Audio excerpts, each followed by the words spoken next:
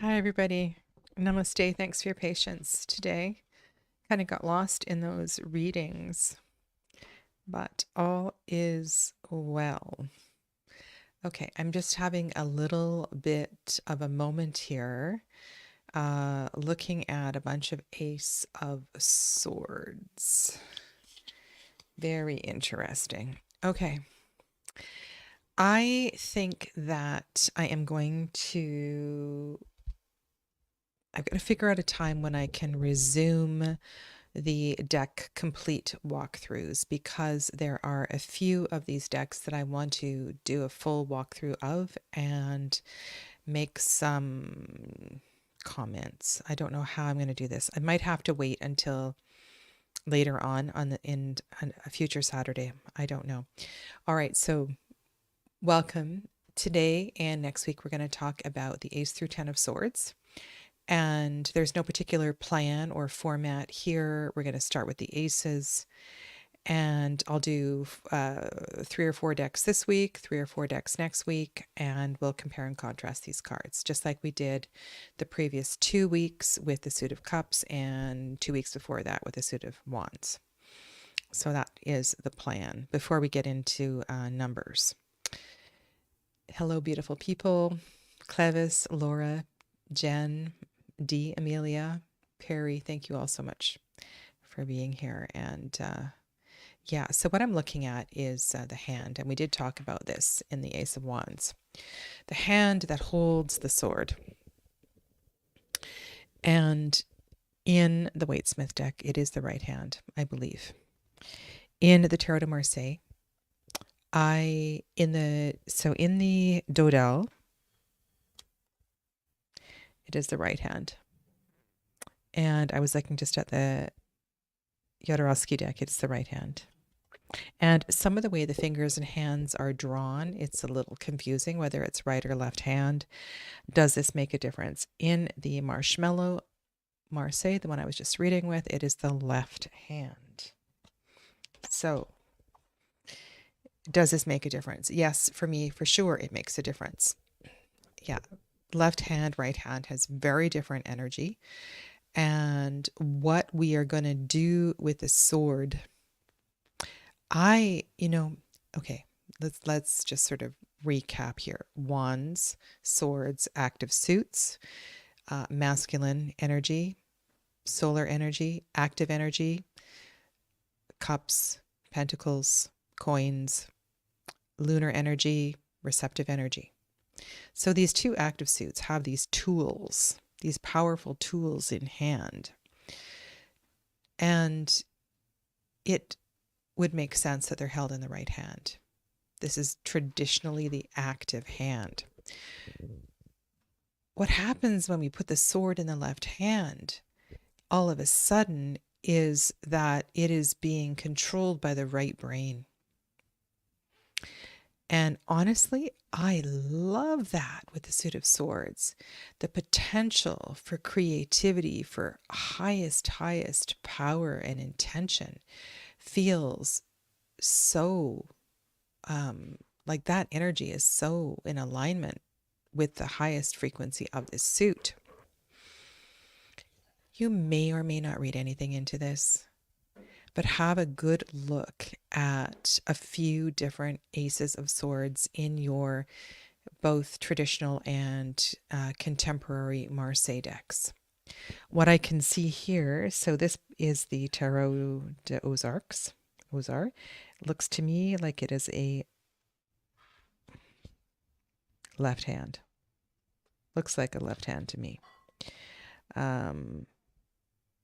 This is the deck that I want to do the full walkthrough of. I'm going to share with you a little bit more from the mini guidebook for this. This is the New Choice Tarot de Marseille, right hand. Pipspeak, left hand. This is not a Marseille deck. I just like to have one non-Marseille pip deck on the table each week, just so we can add that to the discussion. This is the Lumina Tarot. So, yeah, I think it's a brilliant offering. Is the sword being offered? Are we going to take it? Is it about us receiving the hand, or is this us holding the hand? You know, I'm not sure that I've thought about that, right? Is somebody, one of the keywords I've always had for the aces is gift. They're, it's the gift of the potential of the suit. So if somebody is handing us the sword, how are we going to receive it? Are we going to take it? If somebody hands you a sword with their right hand, do you have to receive it with your left hand, or can you receive it with your right hand? A weird sort of question, but I'm just thinking about all of this. So there's that part of this card. Or is this you holding up the sword? I think all of the above is possible. It's all possible. Now we have a really different energy with the wand as opposed to the I'll have to get you the Ace of Wands sword. I think traditionally they're both held in an upright position. And the wand and the sword have an opposite shape. And I'm sure you've all looked at this before. The sword goes from thick to narrow, and the wand is the opposite. It goes from narrow to wide. And we talked about this being phallus and yoni, or whatever you want to look at it. But you can see that we go from wide to narrow and narrow to wide. And this is something that's talked about pretty much in all of these books. Laura, this is the link to the ebook. Oh, yes. Okay. That is the David book. Thank you for sharing that. And that might be a book that, yeah, I don't have that, and I really should be reading that. So with the suit of swords, the energy is moving to a point. It's moving to a point, and it's moving through a crown. The crown is an important symbol. It is a symbol of the crown chakra.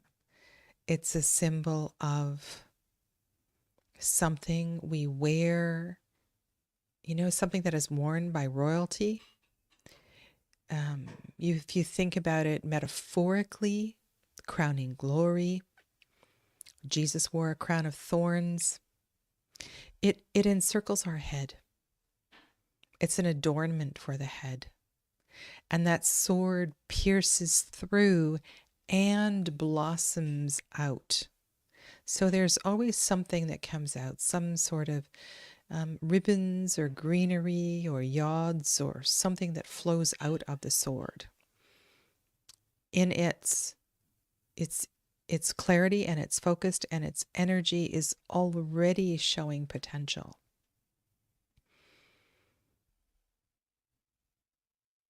It's an amazing card. This is an initiatory. This is great. It's just a great sign. It's a great sign. And I thought I would share with you some of Rosario's, some of the things I'm sorry, I don't know his pronoun. I'll call him a they. I'll call Rosario they have on, in the book. I'll just call Rosario. So the Ace of Swords. This one, he does not name the plants. And the other ones there, he does they do mention the plants. And I will endeavor to share those with you.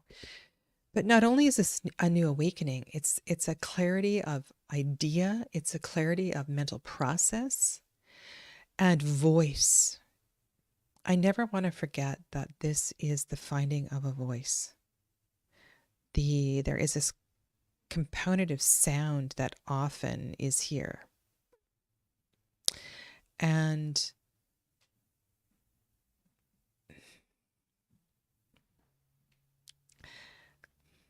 it's like a bell. And I have no problem with the Waite Smith inspired decks that use this suit as a suit of bells or a suit of sound. We were talking about this, Clevis, right? And oh, I don't think Clevis is here in Tarot Foundations. That I think one is a numinous, and then in Chris Hand's deck in the Muse Tarot, I think we have a sound as well in that deck. There's something very clever about that aspect of this. Yeah. Hi, Clevis. So hear this card in every way, right? In your mind. For those of you that are taking tarot through the chakras, this is a very important card for the suit of voice. Thanks, Clevis. For the heart chakra. And I think this also would speak to a card of awakening, piercing through the chakras, at least an intention of that. The element of air is connected to the heart chakra. And this element is a union, when we're looking at chakra medicine, is a union of fire and water. It's a very high frequency.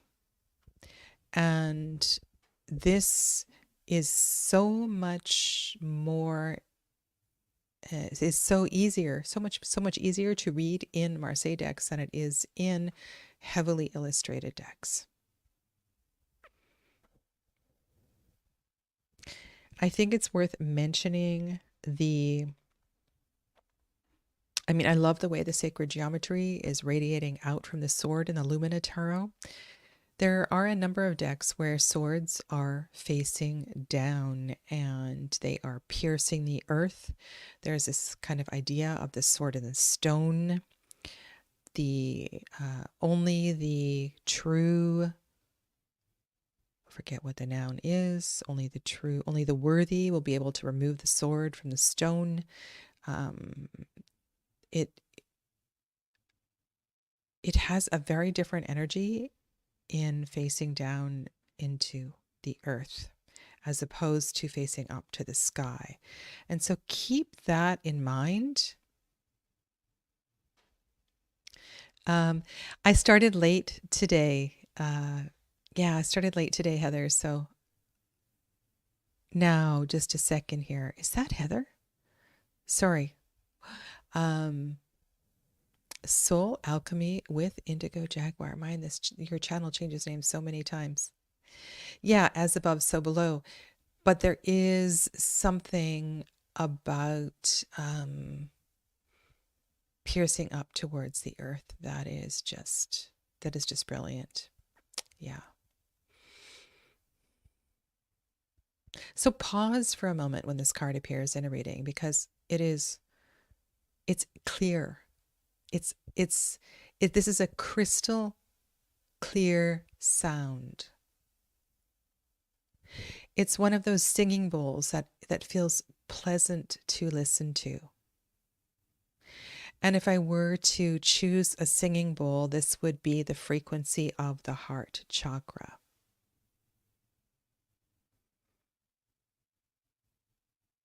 Yeah.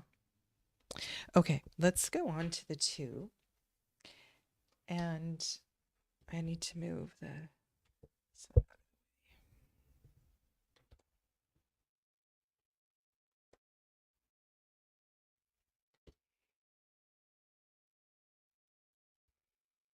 I mentioned with the other suits that 2s carry a lot of meaning and potentially different meanings in Tarot de Marseille, beyond separation, duality.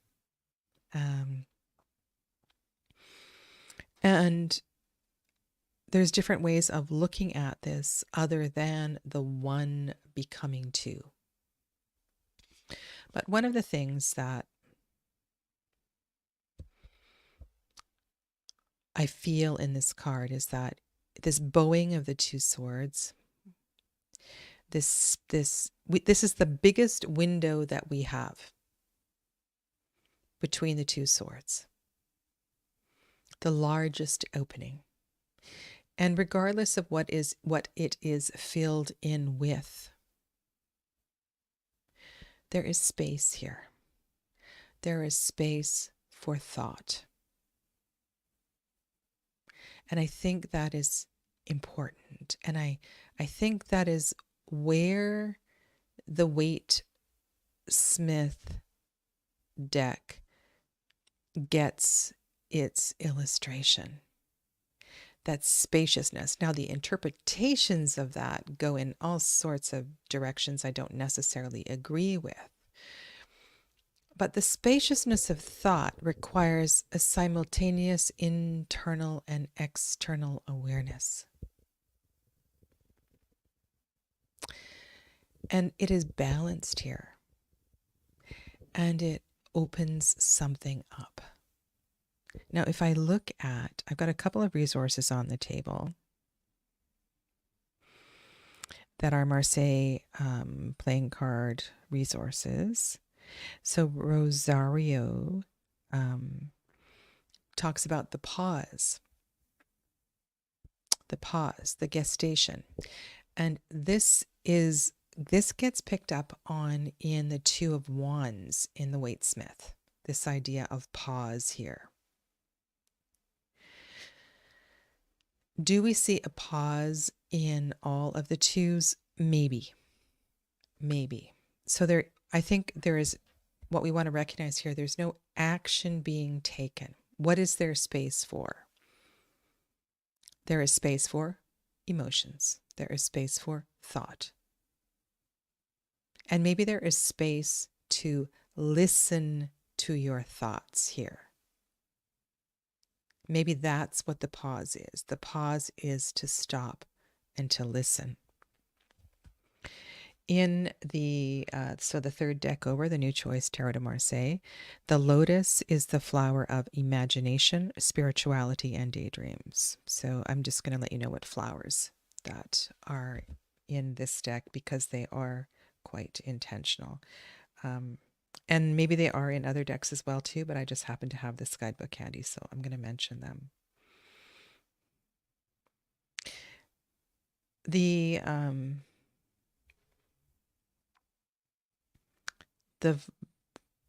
little pansies here in the center and the gold that is behind it, it feels like an honoring of the mind, an honoring of thought. And when I look at the Two of Swords in the card on the far left, and we have, it looks like an eagle above and below, and that drippy paint, it takes on sort of a negative connotation. It's kind of creepy. I don't like it. Because we also have the idea of cooperation here. Cooperation. Because there's nothing piercing the middle. There's this harmonious, lush, all lush vegetation. All the lush vegetation disappears, and so it begins to reveal the sword's power. So there's space for observation here.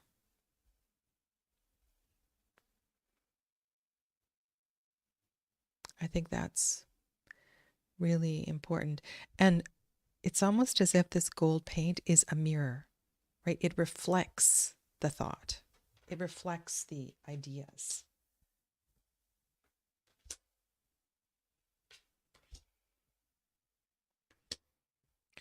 Now, 3 is a number of expansion. It's a number of growth. A number of creativity.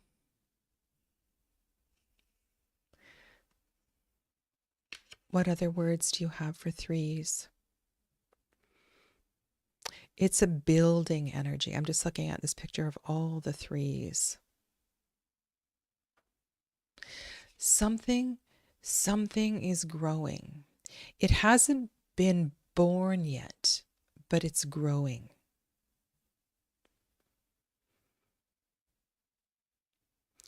We may not completely understand it either,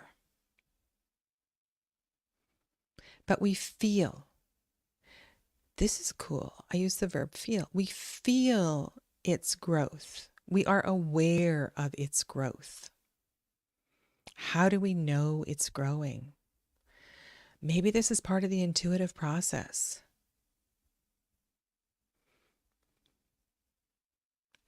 How do you get from this to sorrow? I think because most people who are watching this read Waite Smith or Waite Smith inspired decks, I think this is really important to understand.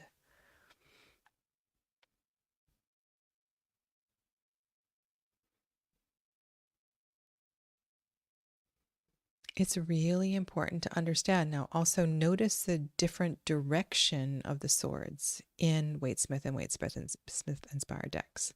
Usually downward facing, not upward facing. So that changes the energy of this card.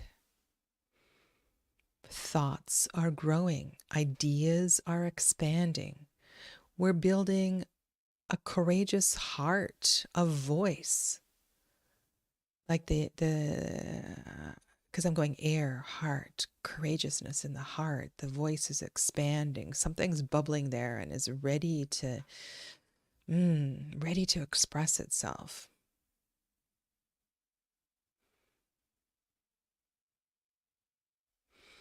I think, not I think, I know that the adepts of the Golden Dawn were fully aware of chakra medicine, chakra energy. The heart, the number 3, as an important part of growth through the heart chakra. To understand that one of the greatest medicines, one of the greatest lessons of the heart chakra is the lesson of grief. Rarely, unless you're reading one of the more esoteric texts, or you're reading Crowley's work himself, or some maybe if you're reading Levi's work, you will see references to this. I was actually reading an old playing card reference that was talking about the chakras. I kid you not.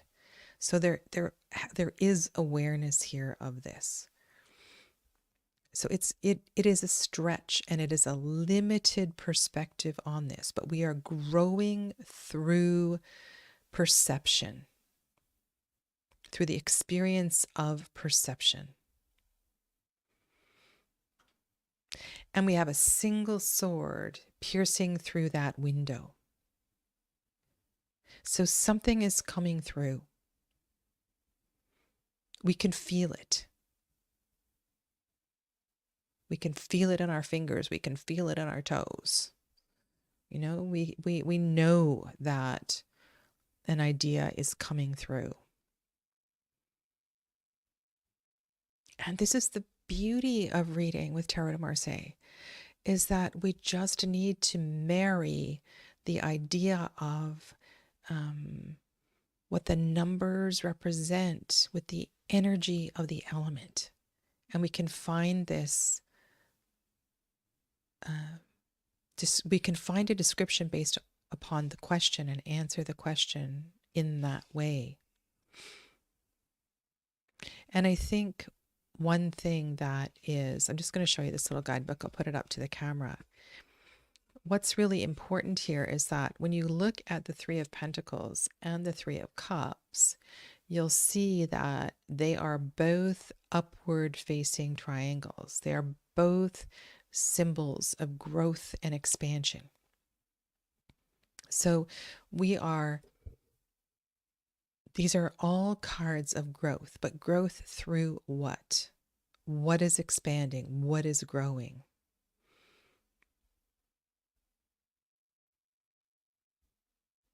And Heather says transformation can be painful,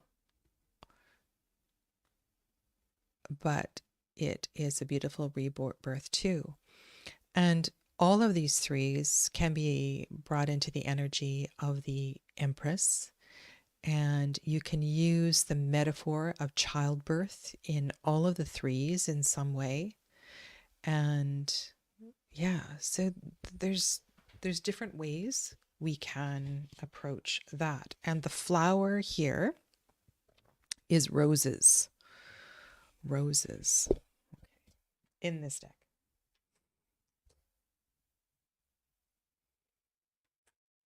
Now we come to stability.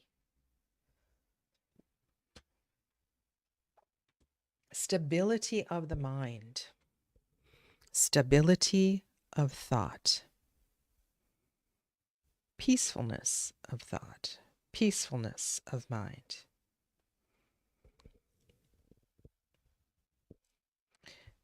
Interesting reflection here. We actually have a window. We have an opening. I think this card is upside down.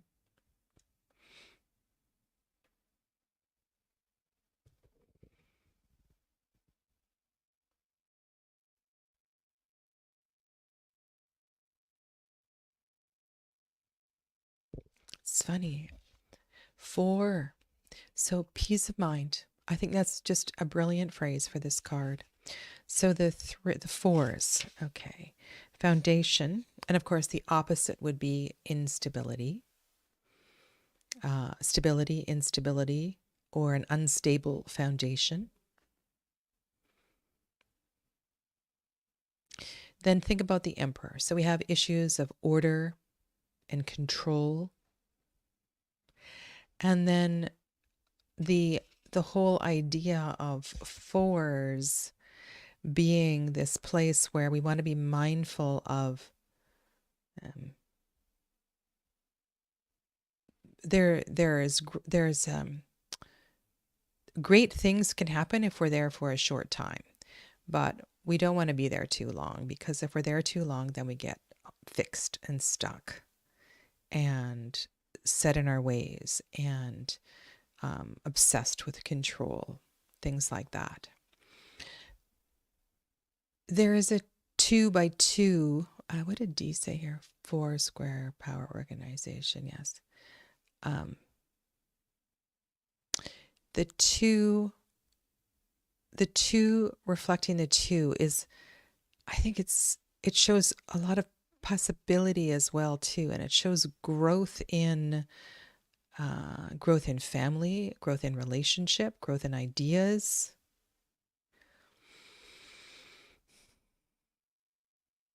It shows growth in the heart.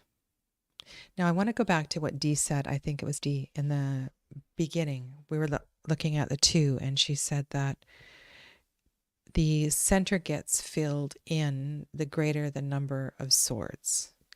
So as the swords develop power, as the mind develops power, as the voice begins to know its power, there is less space. And maybe that's the shadow of the swords, is the more powerful it becomes, the less spacious it becomes. So the challenge is, as a human, is to know that shadow. Mm-hmm.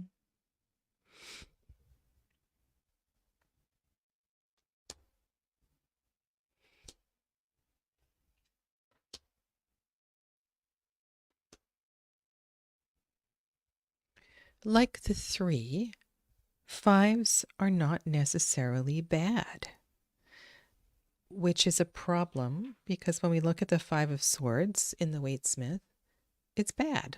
It's confrontational. It's going to take us out of our comfort zone. There's some sort of mental, vocal confrontation that is going on. And we have something quite horrific pictured here. I don't know. We have a noose. We have a moth. 5 swords facing upwards and piercing. I mean, one of the reasons that I love reading with these cards is, and you'll see as we go on, you know what a 10 of Swords looks like.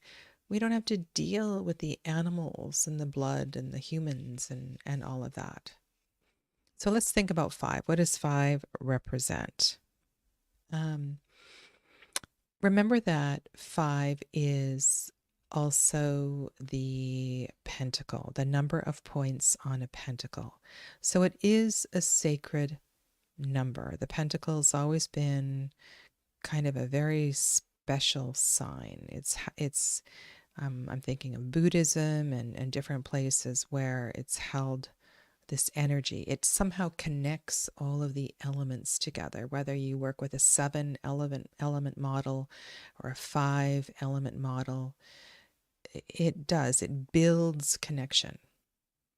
Now think about that, and then think about the word bridge. The 5s being a bridge. They're the middle point of the minor arcana between the ace and the 10. And then the word bridge.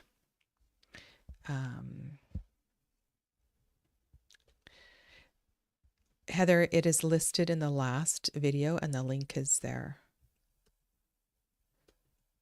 And it's available on Printer Studio or whatever it's called.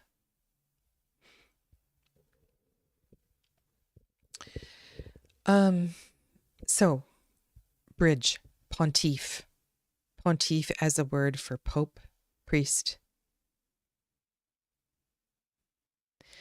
This is a card that builds connections. It takes us from the early stages of thought to more advanced stages of thought. Yes, that may present as challenges, but not necessarily. Now, you can see here on Tarot de Ozar that Lori LePage has brought in a rather dark colored background, but that's not necessarily what may present. There may be an understanding, a deeper understanding of any sort of spiritual message as well, too. We may understand that better in the dark, for sure.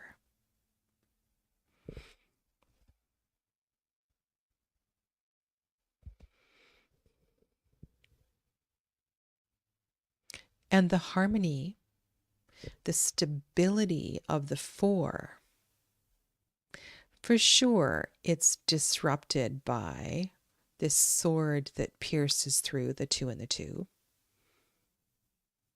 For sure. Because if that sword pierces through those two, each of those 2 sides is going to fall. It's going to open something up. And that's one of the things I think of here. It's like, I don't know if it's like peeling a fruit, or it's awakening something, it's opening something. And so as we cross this bridge, we come into this place of deeper understanding. Let's go to Perry's comment. Entangled and restrictions on the way of feeling unencumbered movement. Whoa, that's a great, we should write that in as a poem.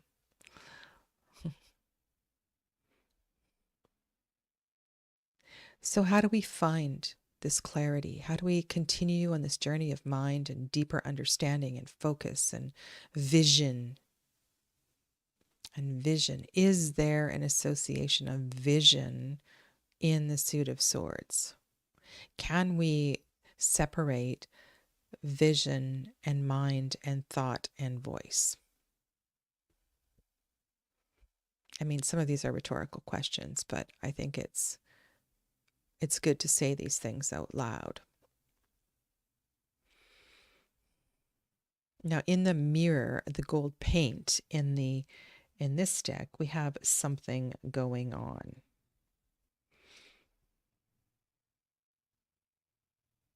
Can you see there's something going on? So there's been some creative license with the what's happening in the mirror. And I wonder if there's an intention here to create a bit of energy.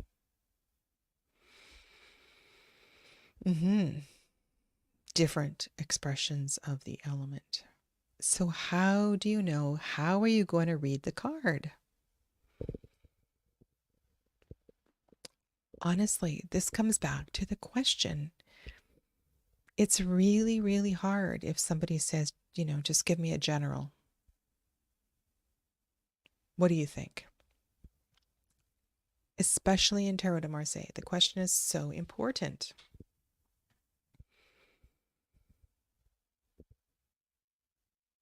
So important. How are we supposed to answer, respond, if we don't have a question?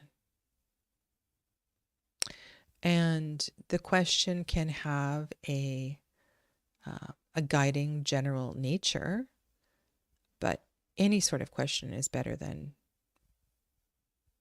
just give me a general. That's not even a question. So think about this. Think about what it means to be on the bridge, at the bridging point.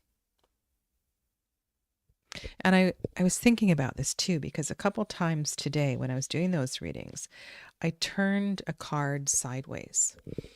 And sometimes I will do that in a reading to visually make the querent look at, okay, this is about connections.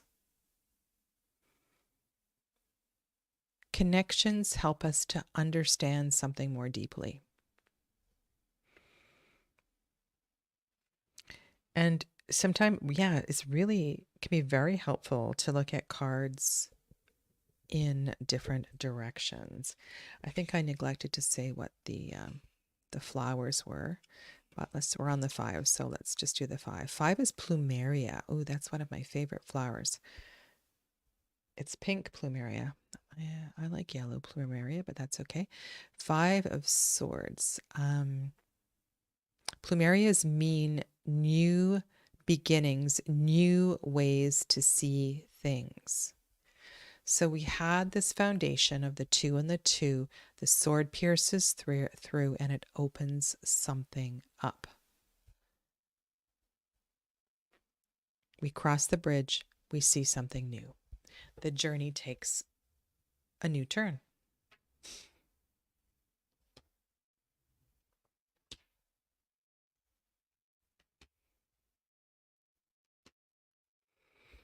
Okay, so we don't know exactly where we're going. But because we've had the courage to go forward, we find ourselves in this place of peace.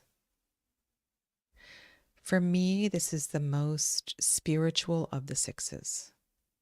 This is a very spiritual 6. I love this Lumina 6 of Swords. I think it's very well done. 6 is 3 plus 3.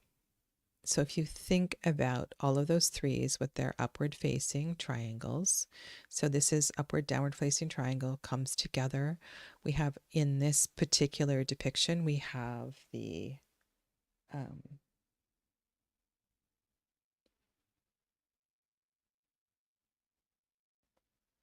this is so interesting. I'm looking at this. She's got 4 down, 2 up. Aren't they usually all 6 up?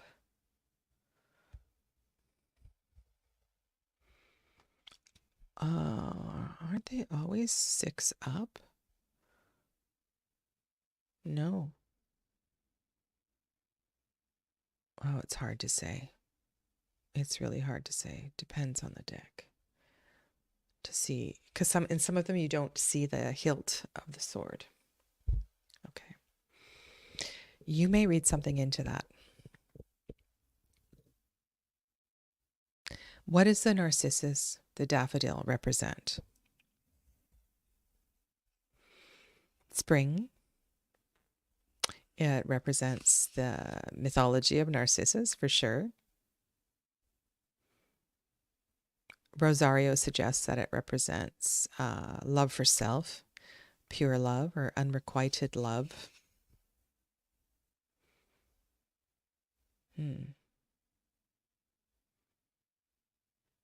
So I would say in the 2, the 4, the 6, there's a moment. There's a moment of harmony. The mind the the mind is less at rest than it is in the two, because the the energy of the swords is becoming more dynamic, for sure. There's not a lot of space by the time we get here, but there's no conflict. And in the number 6, so let's look at all the different words I have here. Pleasure, balance, harmony, peace, community, assistance, harmony. Yeah, so they're all pretty much the same. So harmony of thought, harmony of mind, harmony. So how could we do this with voice? Like finding contentment with one's own voice. Knowing that if we speak, if we find the power of speech, we'll find peace in our hearts. And these are very powerful connections, and they might not resonate in every reading, but I think it's important to know the range of possible associations of each of these cards. Okay, let's do one more.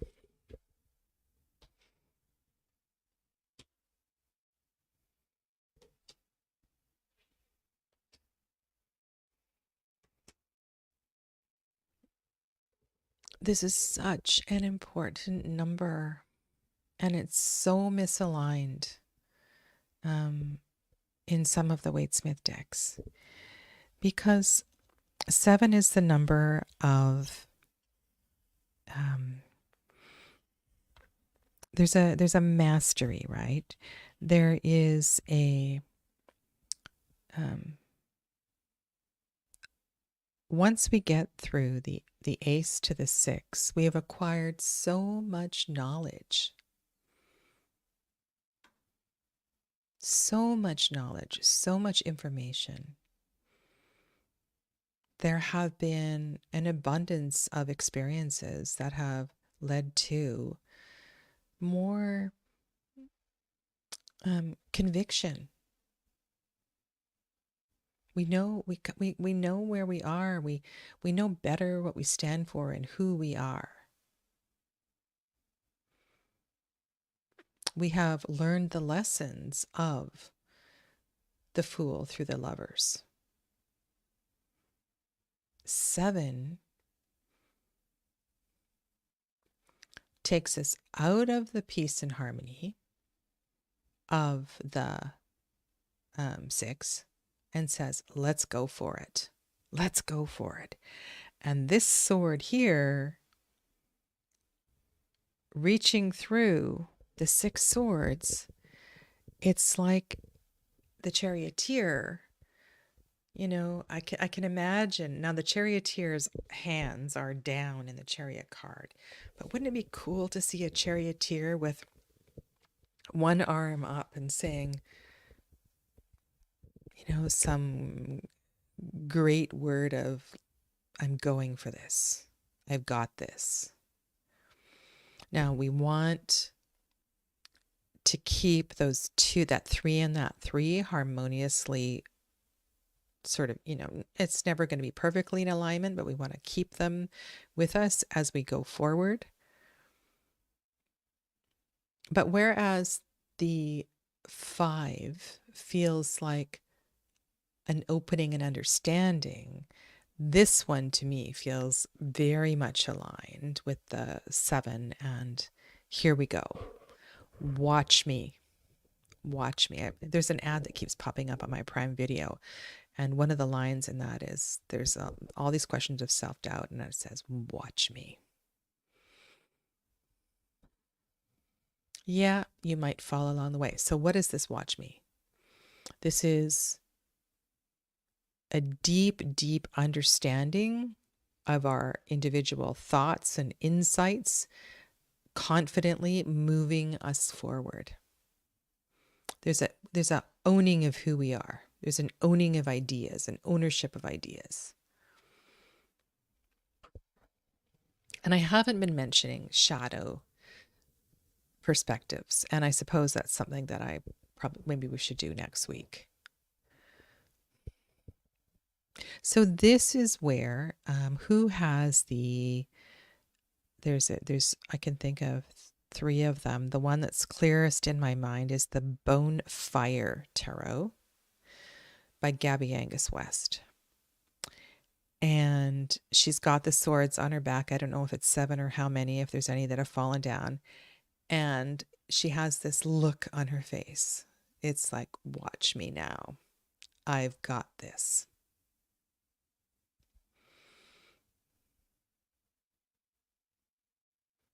So I feel like this is a power. So when people have lost their voice or lost the power of their voice, this is a powerful card of reclaiming one's power.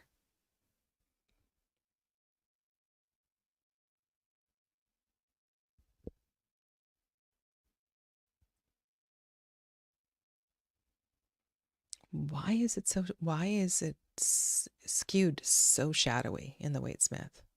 That is one tiny little possible interpretation of this card. So let's understand where that can come from. What have we got going on? So it is a lunar decan, so there is a full moon here. The full moon is reflected in the dark water, sort of. This is a really interesting depiction of the card. I would need to sit with that for a little bit, but very interesting. Okay, the flower in the 7 is the gladiola. The gladiolas mean strength of character, honor, and conviction. Now, part of that conviction and part of the understanding of this card is knowing that we don't always understand what that drive is and what that purpose is. We may need counsel or support to understand what our purpose is or what our voice is.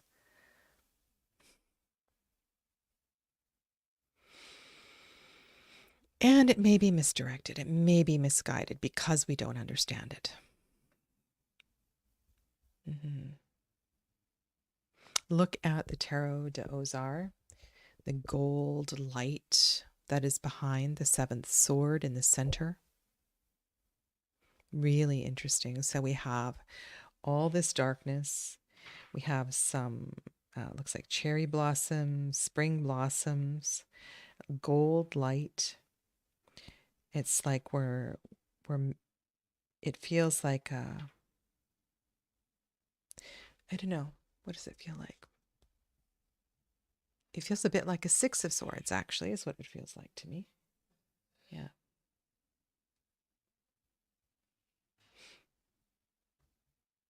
So in a way, the Tarot de Marseille is I would say it's a great deck if you've never worked with Tarot de Marseille because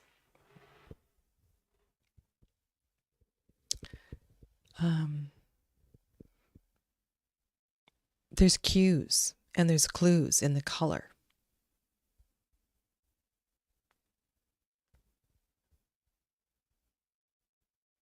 So what you might want to do is and when I look at Heather's comment on the light at the end of the tunnel, that fits beautifully. And then, I look at the pip deck on the far left and I think maybe that works there as well too.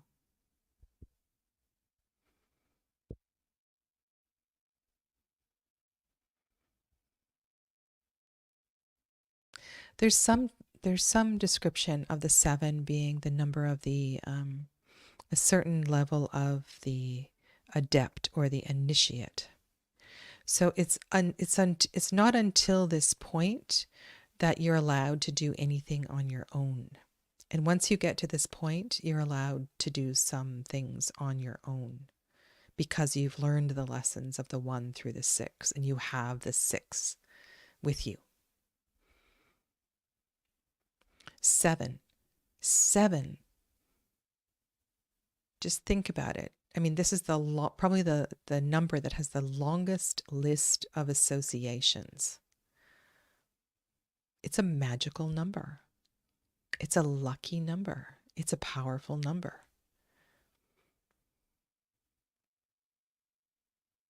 I love it when there's a whole bunch of 7s in a reading, except when I'm reading with a Waite-Smith deck that's so dark and gloomy. For sure. That for sure is for D. Mm-hmm.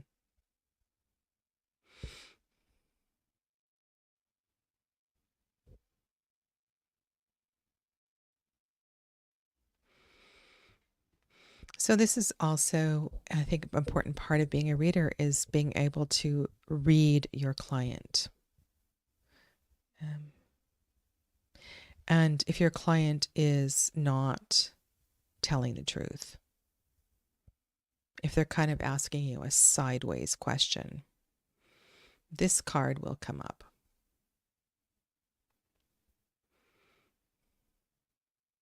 This is a really powerful card. It will reveal itself at the darkest of times. It will confirm the darkest of questions.